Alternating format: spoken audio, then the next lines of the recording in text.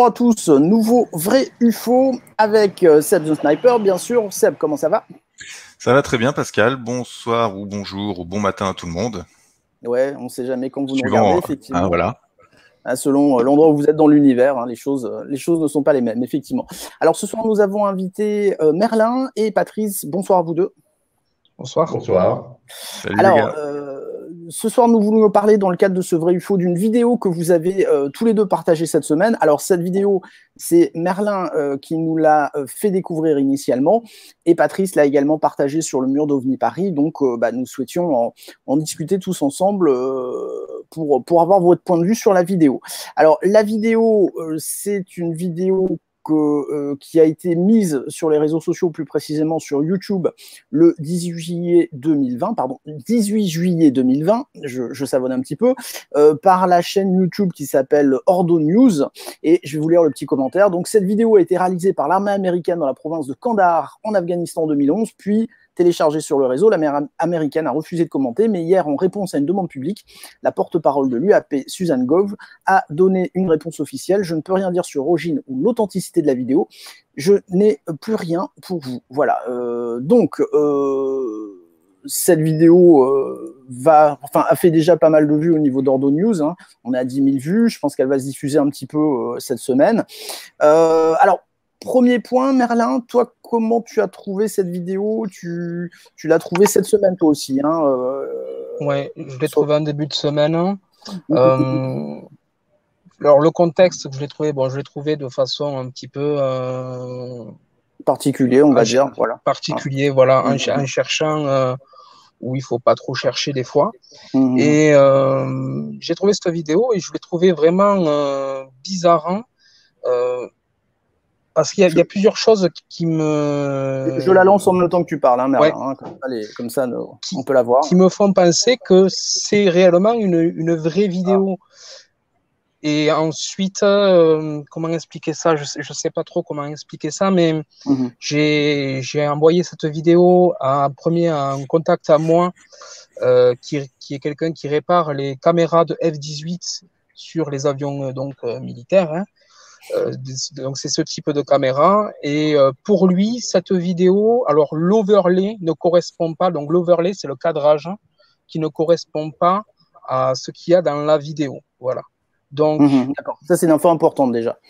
Donc, pour lui, il y aurait une petite manip. Pour mon contact, pour ma source, cette vidéo, l'overlay ne correspond en rien avec les images. Donc, déjà, c'est problématique.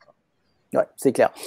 Patrice, toi, c'est Polyèdre qui te l'a partagé, hein, c'est ça, pour OVNI Paris. C'est un tout petit peu plus compliqué. J'ai reçu ça au début de semaine aussi par un mail. C'est Michel Turcot qui m'a envoyé ça. Et ensuite, j'ai appris que lui-même l'avait eu de Polyèdre. J'ai trouvé ça assez étonnant. Moi, au début, d'abord, j'ai aucune compétence dans les caméras militaires et tout ça. Donc, j'ai trouvé ça assez étonnant. Et puis on va en parler. Maintenant, je suis beaucoup moins étonné, mais sur les début, j'ai trouvé ça un peu étrange. Hein. Ah, mais je suis d'accord avec toi. Moi, le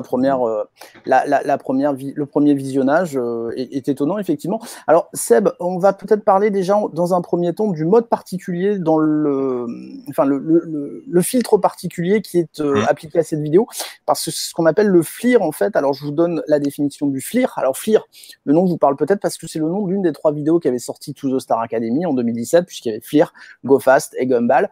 Alors, le FLIR, en fait, en optronique, là, je vous sors la définition Wikipédia. Hein, en optronique militaire, l'imagerie infrarouge frontale, à savoir en anglais Forward Looking Infrared FLIR, est une technique permettant de visualiser son environnement sans utiliser la lumière visible, mais les rayons infrarouges. Donc là, on est dans ce mode de capture d'écran. Ouais, c'est super important de savoir que ici, c'est pas ce qu'on verrait à l'œil nu. Voilà, là c'est de nuit. Là, c'est le noir complet.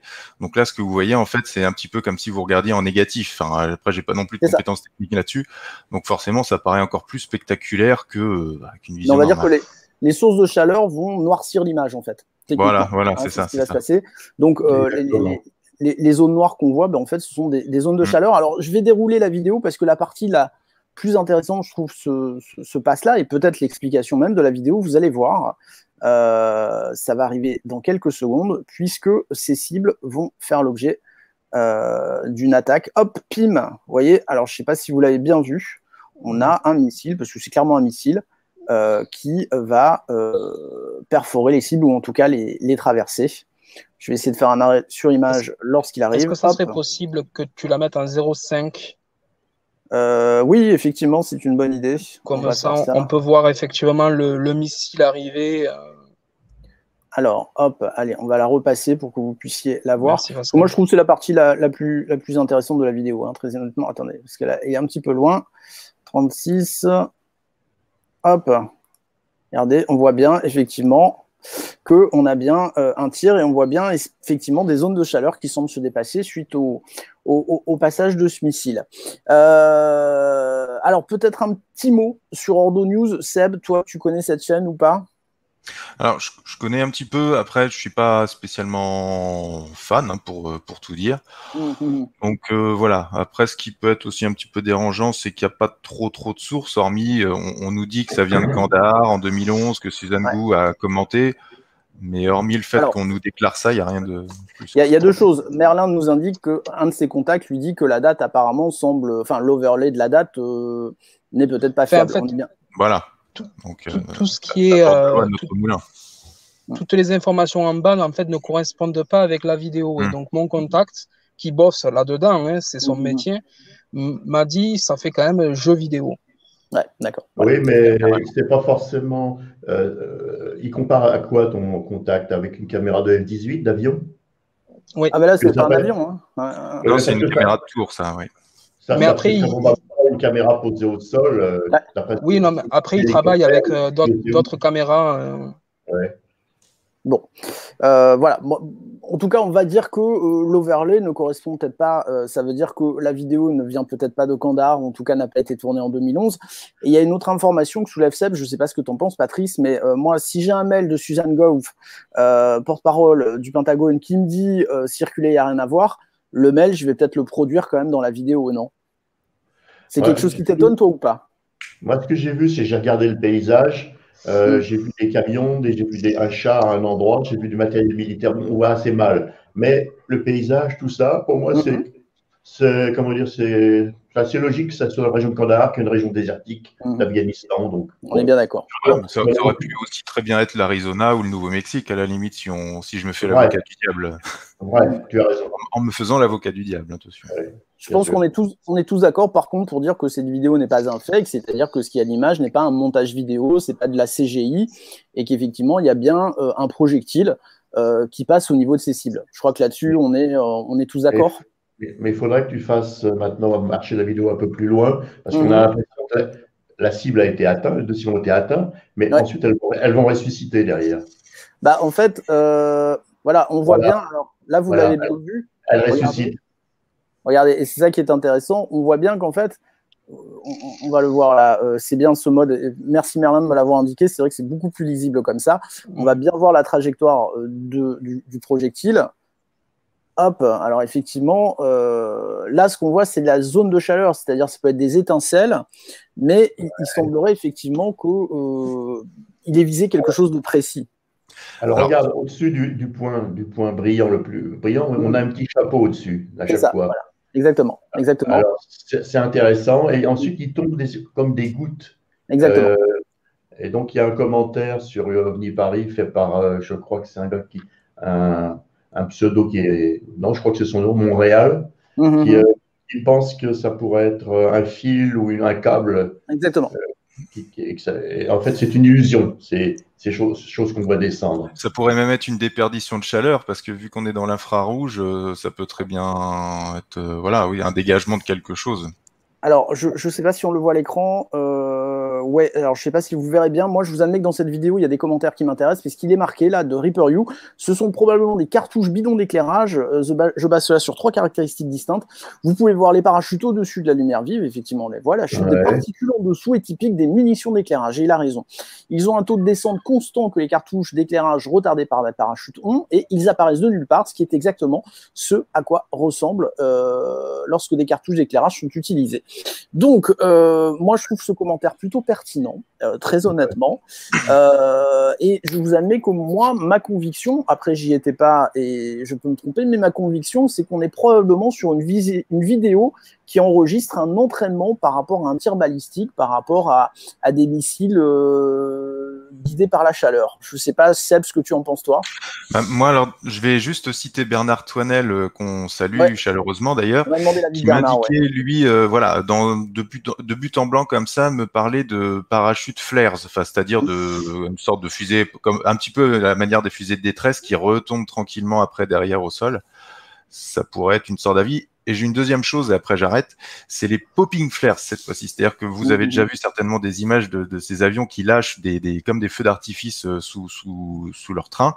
Et on pourrait très bien aussi être dans ce genre de caractéristiques-là. Ouais. Merlin, qu'est-ce que tu en penses, toi?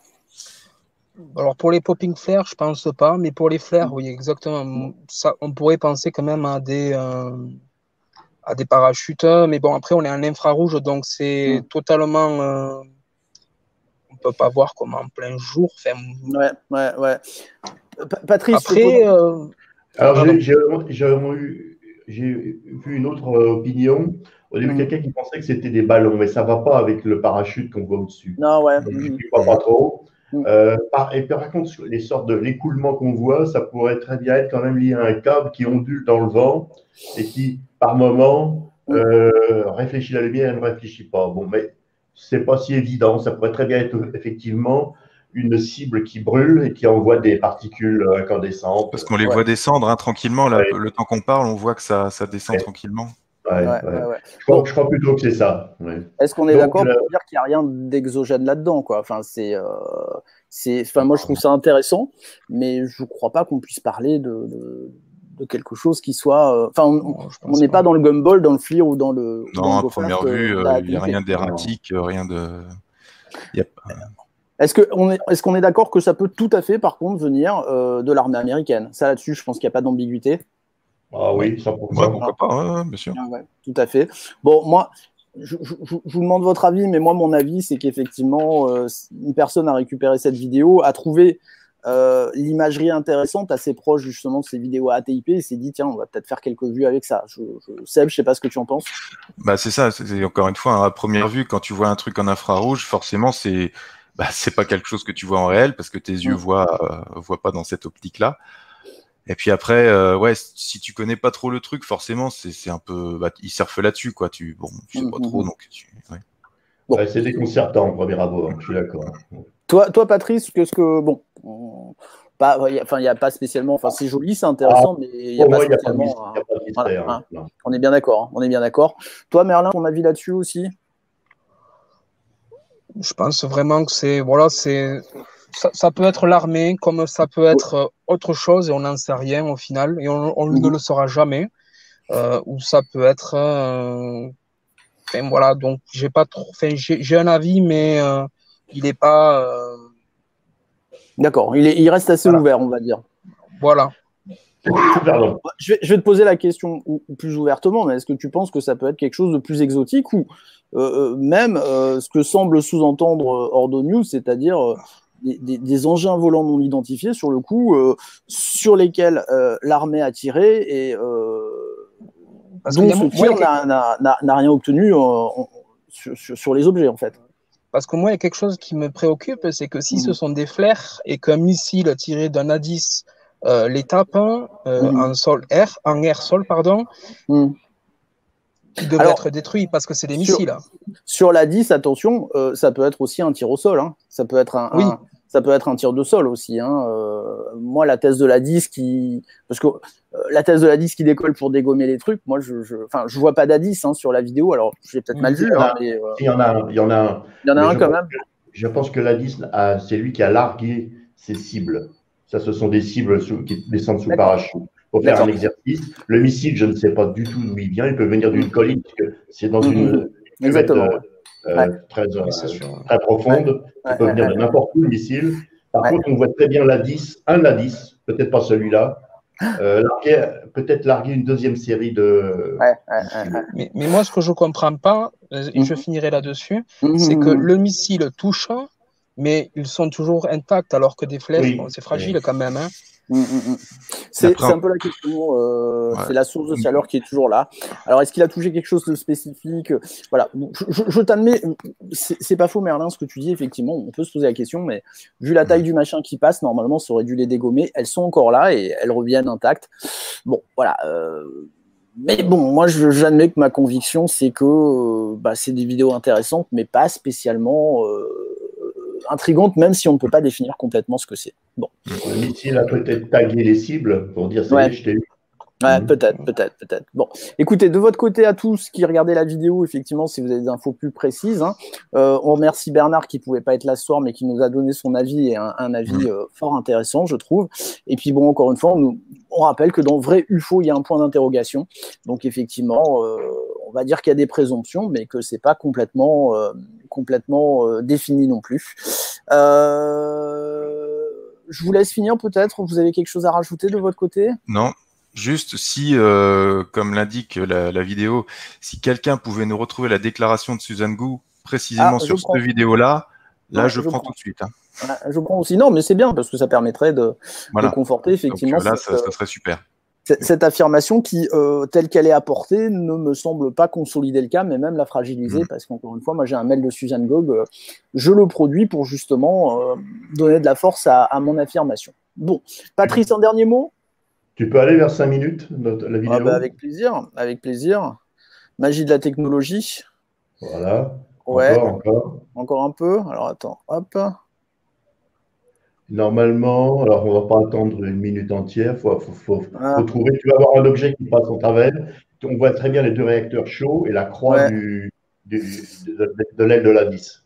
Ah, je suis désolé. Allez, on a les annonces, bah oui, parce que tout ça est monétisé, bien sûr, hein, en tant qu'affaire. Allez, on passe les annonces.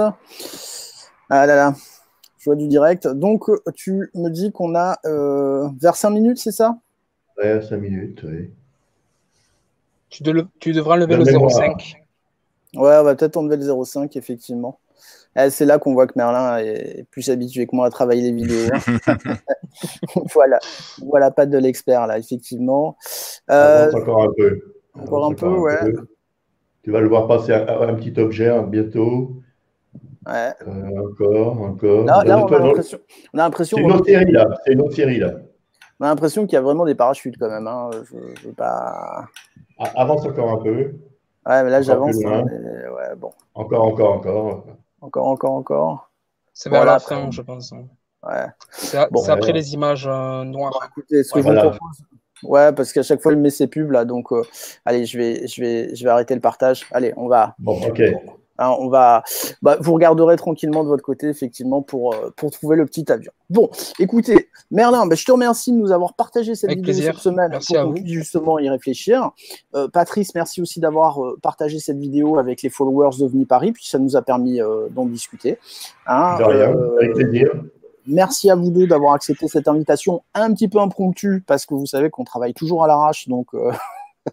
voilà, c'est vrai que Patrice, je l'ai appelé tout à l'heure, il était pas bien en forme, mais il a accepté l'invitation, donc un grand merci. Seb, écoute, merci pour ton analyse. Oh, c'est peu de choses. Merci surtout à Patrice et Merlin. Ouais, bon. Merci à vous, les gars. En espérant que cette vidéo vous sera utile, et puis, écoutez, n'hésitez pas à la partager, elle est là pour ça. Je vous dis à bientôt, et bonne fin de journée à tous. Salut tout le monde. Ciao. Salut.